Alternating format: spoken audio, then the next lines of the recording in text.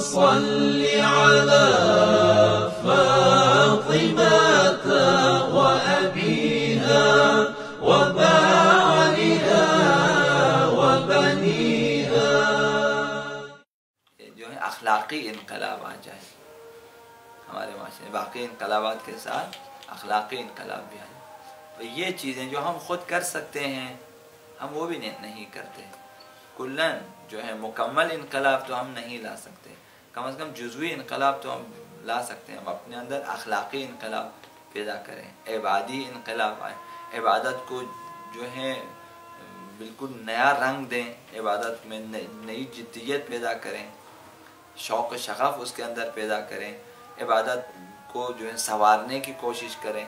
مثلا نمازوں کو، اذانوں کو، مسجدوں کو، جو ہے مجالس و محافل کو ہم لوگ سنوار سکتے ہیں، کیونکہ اس سلسلے میں بہتر سے بہتر اہل بیت کی رائے مشورے، مثلا ان کی باتیں، ان کی ہدایات موجود ہیں. ہم صرف پڑھیں اور عمل کریں. ہماری بہت ساری چیزیں، یہی چیزیں زمینہ بن سکتی ہیں بڑے انقلاب کے لیے. تو اب یہ بڑے انقلاب، مثلا ہم ظہور کے انتظار میں ہیں، بڑے انقلاب کے انتظار میں، کہ اب وہ نہیں معلوم کہ مصلحت خدا کیا ہے کہ اس نے کب ہونا ہے.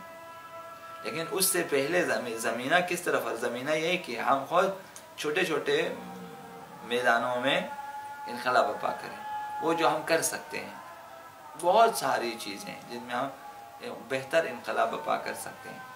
تو یہ چھوٹے چھوٹے انقلابات، اخلاقی انقلاب، عبادی انقلاب، ایجوکیشن میں انقلاب، ٹیکنالوجی میں انقلاب، مثلا لباس میں ہم اسلامی انقلاب پیدا کریں، نماز میں اسلامی انقلاب برپا کریں، اسی طرح تعقیبات میں، دعاؤں میں، جمعہ میں، جماعت میں، بہت ساری چیزوں میں اسلامی انقلاب برپا کر سکتے ہیں. کم از کم اپنے گھر میں، اپنے دوستوں میں، اپنے گروہ میں ہم لوگ کر سکتے ہیں.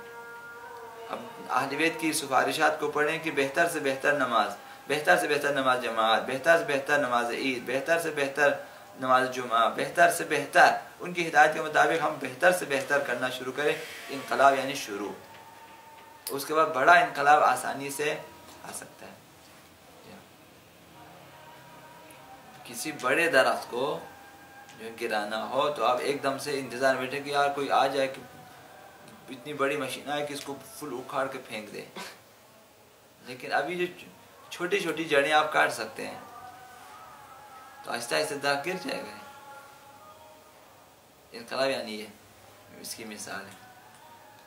چھوٹی چھوٹی ابھی چھوٹی چھوٹی برائیاں ہم کم کرنا شروع کریں معاشرے سے، کیونکہ جو اسلامی درخت ہے ہمارا نا وہ ابھی آصف زدہ ہے، تو اس کو آپ ٹھیک کرنے. انقلاب یعنی مکمل اسلام آ جائے، مکمل اسلامی درخت کھڑا ہو جائے. تو اس کے لیے ہم مثلا ایک چیزیں اب یاری کی مثال دیں. یہ جو الٹا مثال ہو تو اس کو مثلا برائیوں کو اچھائیاں، تو ہم ایک چیز ٹھیک کرنا شروع کریں. ایک دن کے انتظار میں نہ رہیں کہ ایک دن کوئی ایسا باغبان آ جائے کہ جو اس درخت کو اس طرح سے اس کی آبیاری کرے کہ اب یہ پھل دینا شروع کریں ہر جگہ مثلا اس کے. تو ابھی سے ہم لوگ آبیاری شروع کریں. ہم جس کونے میں ہیں، اس درخت کے جس حصے میں ہیں، اسی حصے کی اصلاح شروع کریں. وہاں جو فالتو چیزیں ہیں اس کو کم کرنے کی کوشش کریں، ٹھیک ہے نا. آبیاری کی کوشش کریں، شاخ تراشی کی کوشش کریں، سنوارنے کی کوشش کریں. تو آہستہ آہستہ بڑا درخت سنوار سکتا ہے، میوہ دے گا. اسی طرح جو ہے منفی اس میں کسی بڑے درخت گرانے کے لیے ایک دن کے انتظار کہ یہ درخت گر جائے، اس کی جگہ دوسرا درخت آ جائے. ہم چھوٹے چھوٹے درختوں کی اگائی شروع کریں، اور چھوٹی چھوٹی برائیاں مثلا جو باغوان کے مدنظر نہیں ہے گھر میں، باغ میں، ٹھیک ہے نا، پھالتو پودے وغیرہ، گھاس پھوس، انہیں ایک ایک کر کے نکالنا شروع کریں. ایک دن آئے گا کہ باغ میں آرام سے انقلاب آ جائے گا. جو ہے اچھے گل بوٹے وہاں پہ آ جائیں گے، اچھے پھول کھلیں گے، اچھے درخت میوے دیں گے، اور جو ہے فالتو چیزیں کم ہو جائیں گی. یعنی یہ چھوٹے چھوٹے پیمانے پہ اگر انقلاب برپا کریں ہم لوگ اپنے گھر میں، اپنے دوستوں میں، اپنے معاشرے میں، اپنے محلے میں، تو ہم کامیاب ہو سکتے ہیں